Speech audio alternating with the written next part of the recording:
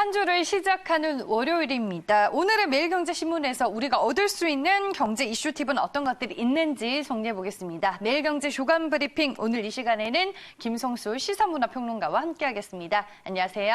안녕하세요. 김성수입니다. 네, 오늘도 이제 매일경제신문 기사 하나하나씩을 짚어보도록 하겠습니다. 먼저 매일경제신문 8면으로 가보도록 할게요. 네, 헤드라인부터 체크를 해보겠습니다. 제목 보시면요. 문재인 대통령 아세안 지렛대로 3중고 돌파, 신남방 경제협력도 기대라는 제목의 기사가 실려 있습니다. 기사 내용들 하나씩 체크를 해보겠습니다.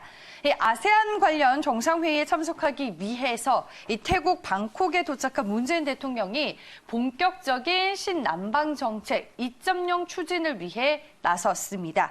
문재인 대통령은 이번 아세안 정상회의를 통해서 한국의 노력을 설명함과 동시에 아세안 경제협력 그리고 한반도 비핵화 프로세스에 대한 협조를 이끌어 나갈 계획입니다.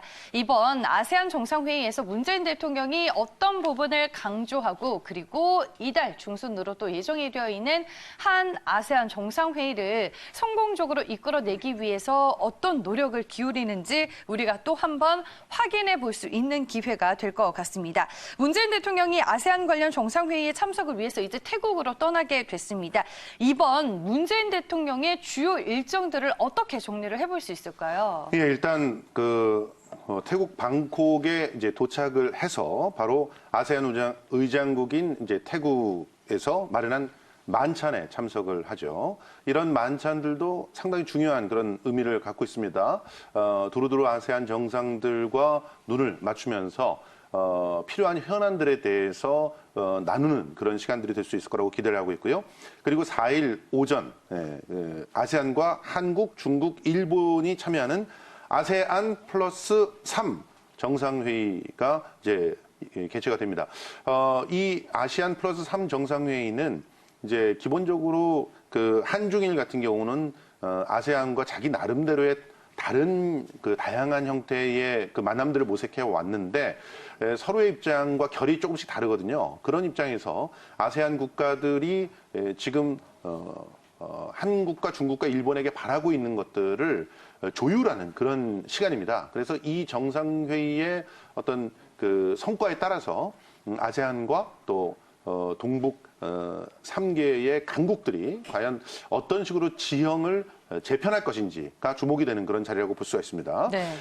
이 특히 아세안 그 플러스 3 정상회의 이후에 지속가능 발전 관련해서 특별 오찬이 있어요. 여기에 또 참석을 해서 그 한중일 3국이 마땅히 부담해야 될 어떤 사회적인 책무에 대해서 전 세계적인 그런 글로벌 리더로서의 사회적 책무에 대해서 이제 확인을 해보는 그런 시간이라고 볼 수 있고요. 여기에 이제 국가 정상들과 유엔 사무총장 또 국제통화기금 총재까지 참석을 하기 때문에 이런 부분들을 갖다 두루 경청을 해야 되고 또 4일 오후에 아세안과 또 한국, 미국, 중국, 일본, 러시아 등이 참석하는 동아시아 정상회의가 있는데요. 이 동아시아 정상회의에서는 구체적으로 한국이 줄 수 있는 것 또 한국이 받을 수 있는 것 이런 것들을 갖다 조율해보는 그런 자리가 열린다 이렇게 보시면 되겠습니다. 네, 지금 뭐 한국이 겪고 있는 3중고를 돌파할 수 있는 뭐 다양한 얘기들이 이번 정상회의를 통해서 나눠질 것으로 보입니다. 그리고 이번 아세안 정상회의는 이달 또 부산에서 열리는 한 아세안 특별 정상회의를 앞두고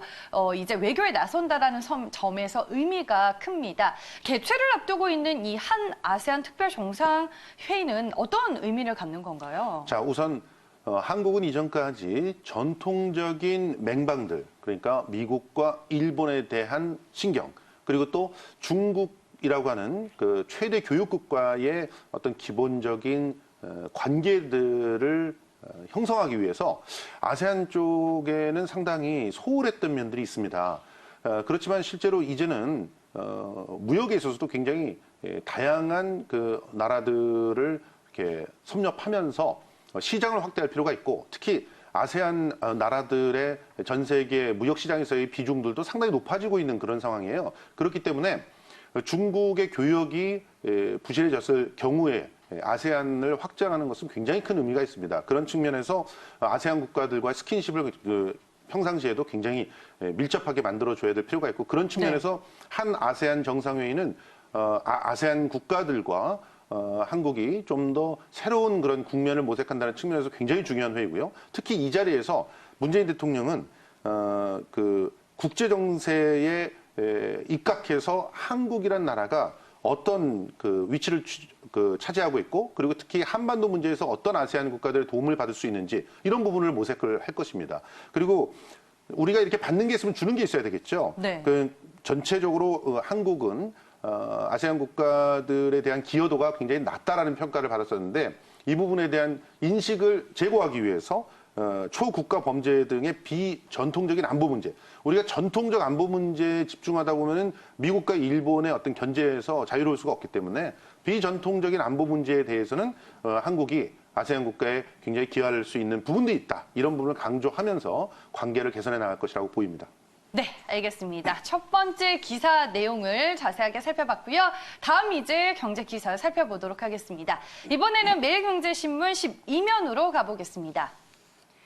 네, 기사 제목 보시면요. 미국과 중국 미니딜 서명 앞두고 이번엔 틱톡 악재로 초긴장입니다. 기사 내용 확인해 볼게요. 네, 미국은 무역 합의 준비 작업에 박차를 가하고 있지만 이와는 별도로 기술 문제에 있어서는 한 발짝도 물러서지 않겠다라는 자세를 취하고 있습니다. 미국과 중국의 1단계 무역 합의를 앞두고는 있지만 무역 협상 결과 아직까지는 알 수 없는 상황입니다. 양국의 갈등 원인인 안보 기술 문제가 이제 해결이 되지 않고 있는 상황에서 미국이 틱톡의 국가 안보 위협 여부 조사에 나서면서 또 중국을 끊임없이 압박하는 듯합니다. 주변에 보니까 이제 틱톡을 사용하는 초등학생들이 상당히 많더라고요. 네. 틱톡 잘 아세요? 아, 그럼요. 이 네. 그 프로그램은 이제 일종의 그 메신저라고 볼 수가 있는데, 네.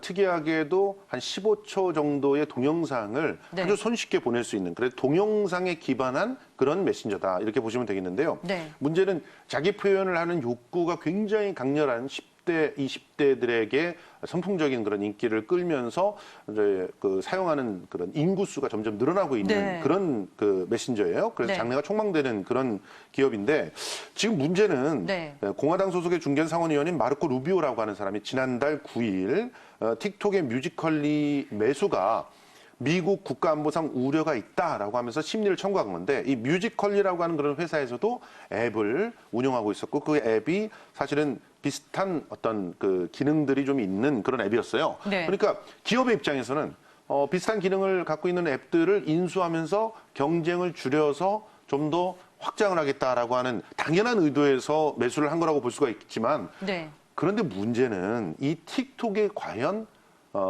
보안상의 확실한 그런 독립적인 구조를 갖고 있는가? 사실은 이 메신저라고 하는 것은 자칫 잘못하면 엄청난 정보들이 모이는 그런 하나의 그 거대한 호수 같은 공간이 될 수가 있거든요. 빅데이터를 그렇죠. 이제 활용할 수 있는 빅데이터뿐만이 공간이 되는 아니라 거죠. 네. 여기서 민감한 어떤 사찰 같은 것도 사실은 가능합니다. 조금만 바꿔주면은 네. 분명히 개인에 대한 어떤 사찰이 가능해요. 네. 만약에 미국에서 굉장히 중요한 그런 역할을 담당하고 있는 사람이 이 틱톡을 쓰면서 혹시라도 어떠한 정보를 갖다가 좀 흘릴 수가 있다면, 그러면 미국의 입장에서는 굉장히 큰일이다, 이렇게 볼 수가 있는 거죠. 그런데 어떤 일이 벌어졌냐면, 이 바이트댄스라고 하는 회사에서 틱톡을 가지고 뮤지컬리 앱을 이렇게 그 통합을 한 다음에 자기 틱톡 베이스에다가 이 앱을 확장해서 쓸 수 있게끔 조치한 거예요. 쉽게 말하면 틱톡으로 다 서버가 통일이 돼버린 네. 그런 상황이죠. 그러면 분명히 이 과정이 좀 의심스럽지 않느냐, 뭔가 여기에 그 의도가 있지 않느냐라고 하는 그런 문제 제기를 할 수가 있는 것이고, 특히 중국에서 이제 당정이 전체적으로 민감한 내용들을 검열하는 데 틱톡이 사용되고 있다, 이런 의혹이 있거든요. 그러면 이 뮤지컬리라고 하는 회사에서 이미 만들어놨던 앱을 통합시키면서 이걸 하나의 창구로서 미국에 있는 상당히 다양한 그런 정보를 수집하고 있는 거 아니냐, 이런 의혹을 제기할 수가 있는 것이죠. 그래서 이 부분에 대해서 이제 미국에서 제동을 걸고 나섰다, 이렇게 볼 수가 있습니다. 네. 중국이 빅데이터나 AI를 기반으로 이제 기술 발전을 이뤄내는 걸 미국 입장에서는 탐탁지 않아 할 수 있을 것 같습니다. 그러면 미국이 IT와 관련해서 중국이 어떤 부분들을 지금 견제하고 있는 건가요? 사실은 이게 안보상의 문제다, 이렇게 얘기를 하고 있지만, 네. 일본이 안보상의 문제다라고 얘기하면서 경제적으로 한국에게 제재를 하려고 했던 것과 비슷하게 네. 사실은 바이트댄스라고 하는 회사의 영향력을 차단하고 싶어하는 건 아닌가 네. 이런 전망들이 조심스럽게 나오고 있는데요. 올해 상반기 매출액이 70억 달러를 돌파했습니다. 바이트 댄스라고 하는 회사가 그 전문가의 예상치를 훌쩍 뛰어넘었고요. 기업 가치가 지난해에 이미 780억 달러, 우리나라 돈으로는 91조를 호가하는 그런 네. 기업이 됐어요. 이 엄청난 기업은 사실은 미국 내에 있는 다양한 앱 회사들, 플랫폼 회사들의 또한 강력한 경쟁사가 되고 있는 그런 상황이어서 이런 부분들을 좀 견제하려고 하는 것은 아닌가 하는 전망들도 나오고 있습니다. 네, 여전히 이제 미국과 중국의 1단계 무역 합의 논의 진행이 되고 있습니다. 그렇다면은 현재까지 상황을 우리가 또 어떻게 정리를 해볼 수 있을까요? 자, 일단 뭐 네. 스몰들이다 이런 얘기들이 있고 이거는 뭐 협상에 들어가기 위해서 실질적인 협상들에 앞선 그냥 그야말로 토대가 되는 예비 협상이다 이런 얘기들도 나오고 있고 여러 가지 얘기가 나오고 있는데 네. 기본적으로는 서로가 첨예하게 대립할 수 있는 그 관세 부분에 대한 작동을 당분간 멈춰놨다라는 정도입니다. 네. 그리고 중국에서는 사실 그 지금 중국 내의 그 아프리카 돼지열병 등등에 의해서 농수축산물에 대한 수입을 어쩔 수 없이 늘릴 수밖에 없는 상황이거든요. 그런 부분들을 내세우면서 미국의 어떤 그 눈을 속였다 이런 표현들이 좀 나오고 있는 상황이에요. 그러니까 결과적으로는 지금 한쪽에서는 관세로 옥죄는 것을 풀어주고 한쪽에서는 농수산물을 더 사주는 걸로 양쪽이 윈윈하는 그런 무역 협상 결과를 내놓은 것 같지만 실제로는 중국 쪽이 더 이득을 봤다. 어차피 살 거 사준다고 약속하고 실제로는 관세를 미룬 게 아니냐 이런 얘기가 나오고 있는 상황인데 중요한 것은 앞으로입니다. 이제 본격적인 협상은 앞으로 벌어지는데 여기서 다양한 기술에 관련돼 있는 또 저작권에 관련돼 있는 그런 협상들이 굵직한 게 남아 있는데 이 부분에 네. 대해서 중국은 물러설 그런 생각이 없는 것 같아요. 그러면 미국 역시도 물러서지 않을 거라고 보이기 때문에 앞으로 지켜봐야 될 것 같습니다. 네, 알겠습니다. 미국과 중국의 미니딜 얘기를 두 번째 기사로 얘기 나눠봤습니다. 이번에는 매일경제신문 18면 내용 짚어보도록 하겠습니다. 네, 게임과 관련된 얘기가 실려 있습니다. 기사 제목 확인해 볼게요. 디아블로4, 오버워치2, 블리자드 신작 공개입니다. 기사 내용 보도록 할게요. 블리자드의 게임 행사에 전 세계 4만여 명이 넘는 관객이 몰려 지나갈 틈을 찾기가 어려울 정도였다라고 합니다. 블리자드가 자사의 대표적인 디아블로와 오버워치의 공식 후속작을 전격으로 공개를 했습니다. 이 두 게임 같은 경우에는 게임 유저들 사이에서 정말 큰 사랑을 받고 있는 게임이기도 합니다. 이번에 블리즈컨 2019가 개최가 됐는데 게임 산업에서 이제 어떤 행사로 꼽히는 행사인가요? 예, 블리자드라고 하는 회사가 팬들과 그러니까 유저들이라고 말할 수도 있죠. 그러니까 유저들과 함께 만드는 블리자드 공동체의 축제 이렇게 보면 됩니다. 그러니까 네. 블리자드의 게임을 사랑하는 사람들에게는 정말 손꼽아 기다리는 그런 축제가 될 수 있고 네. 그리고 해마다 이 블리즈컨을 통해 가지고 그 새로운 버전의 게임이 소개가 되는데 그런데 솔직히 말하면 올해는 그러니까 그 이 블리즈컨에 참여하는 나라는 늘었어요. 59개 나라는 늘었습니다. 그런데 여기에 참여하는 사람들은 좀 줄어들었다고 봐야 돼요. 물론 4만여 명이 들어서 가지고 뭐 빽빽하다 뭐 이런 얘기들이 나오고 있지만 실제로 지난해 같은 경우는 비공식적 기록입니다만 20만이 몰렸다. 그래서 안에 들어간 사람보다 밖에 있는 사람들이 더 많았다. 이런 얘기들이 있었거든요. 네. 그에 비해서는 좀 사람이 덜 모였다는 건 브리자드 4라든가 오버워치 2에 대한 어떤 기대감이 좀 줄어들었다라고 평가를 할 수 있거든요. 그래서 절반의 성공이었다라는 평가가 지금 업계에서 나오고 있는데 물론 앞으로 좀 더 지켜봐야 됩니다. 초반에 좀 약간 시들한 그런 분위기를 보였다고 해도 후반에 치고 올라오는 그런 게임들이 있을 수가 있기 때문에 근데 아직까지는 블리자드가 앞으로 낙관할 수 있는 그런 상황은 블리즈컨의 분위기로만 봐서는 아니다. 이렇게 정리할 수가 있을 것 같습니다. 그러면 이 블리자드가 전 세계 게임 시장에서 차지하고 있는 위치는 어느 정도인가요? 빅3죠. 네. 예, 전 세계 게임 업체의 그 규모로 또 봐도 빅3고 그리고 특히 시장 점유율로 보면 25%를 차지하고 있는 그런 세계 3대 게임 업체 중에 하나입니다. 그러니까 이 블리자드가 그 성장하느냐 혹은 약간 위축되느냐에 따라서 게임 시장 전체가 어떤 영향을 받을 수가 있는 그만큼의 회사라고 볼 수 있고요. 특히 블리자드의 게임들이 새로운 게임의 어떤 시대, 그러니까 룰 체인징을 하는 그런 게임들을 많이 냈기 때문에 이번에 그런 부분에 있어서 좀 약간 실망감이 좀 있는 것 같아요. 블리자드 4가 완벽하게 새로운 그런 개념으로 진화하지는 못한 것 같다. 오버워치도 역시 그런 것 같다는 평가들을 그 유저들이 좀 하고 있는 게 아닌가 생각이 드는데 어쨌든 앞으로 게임 산업이 향방을 바라보게끔 하는 그런 선도적인 업체다 이렇게 볼 수 있습니다. 네, 그럼 국내 증시 안에서 이제 게임주들과 좀 연결을 지어보도록 하겠습니다. 최근에 뭐 게임주들 중국의 판호 이슈도 있었습니다. 그로 인해서 뭐 급등락을 반복하는 흐름들이 연출이 됐었고 하반기에 신작 모멘텀이 부각이 될 만한 종목들도 많습니다. 게임주들의 주가 분위기 한번 살펴보도록 할게요. 지난주 금요일에 이 국내 증시 안에서 게임주들 NC소프트가 4% 넘는 상승세를 보여주면서 주가 분위기가 좋았습니다. 53만 8천 원에 마감이 됐고요. 룽토코리아가 2% 넘게 올랐습니다. 펄어비스 최근에 꾸준하게 반등하고 있는 추세입니다. 주가는 지난 금요일에 1.57% 올라 22만 원에 마감이 됐습니다. 네오위주도 2%대 상승세를 보이며 17,450원에 종가가 형성이 됐습니다. 그 외에도 데브시스터즈가 강박권을 나타냈고요. ESA가 7.98%, 8%에 가까운 오름세를 보여줬습니다. 네, 한빛소프트가 4% 넘는 상승세를 보여줬고요. 레드로보가 6%대 강세 흐름을 또 펼쳤네요. YD 온라인도 1%대 주가 상승세가 포착이 됐습니다. 이번 달에는 또 국내에서 지스타 2019가 2주 뒤에 이제 개최가 될 그렇습니다. 예정입니다. 국내 게임 회사들이 선보일 기대작들이 좀 어떤 것들이 있을까요? 여러분들이 주가 동향을 보셔서 알겠지만 블리자드가 약간 위축이 되니까 실제로 한국 게임 산업들에 대한 기대가 전 세계적으로 높아지고 있는 상황이고 거기다가 G스타까지 열리거든요. 네. 그렇기 때문에 당분간 게임 회사들은 상당히 좀 이런 기대 속에서 나름대로의 호황을 누릴 거라고 보는데 넷마블 같은 경우는 G스타에서 세븐 나이츠 레볼루션 그리고 제2의 나라 이 두 작품을 선보일 예정인데 특히 세븐 나이츠 레볼루션에 대한 기대가 상당히 많고요.